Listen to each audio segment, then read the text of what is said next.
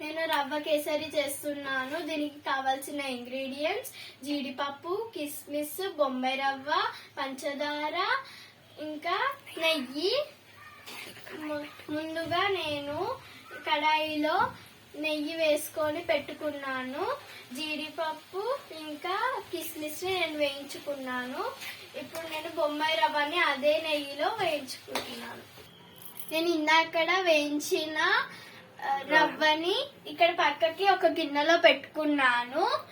అదే కడాయిలో ఇప్పుడు 3 గ్లాసుల నీళ్లు పోసుకోవాలి.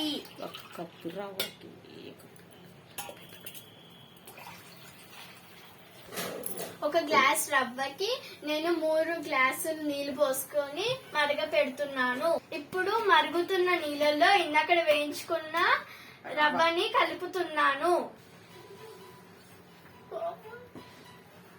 ఉడుకుతున్న రవ్వలో కప్పున్నర షుగర్ వేసి కలుపుతున్నాను.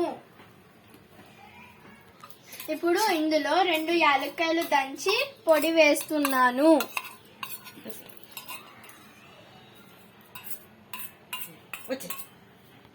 ఇందులో ఇప్పుడు నేను కొంచెం నెయ్యి వేసి కలుపుతున్నాను. ఇప్పుడు మనకి కేసరి రెడీ అయిపోయింది. ఇప్పుడు నేను స్టవ్ ఆఫ్ చేసేస్తున్నాను. ఇందులో ఇందాక వేయించుకున్న జీడిపప్పు, కిస్మిస్లని వేస్తున్నాను.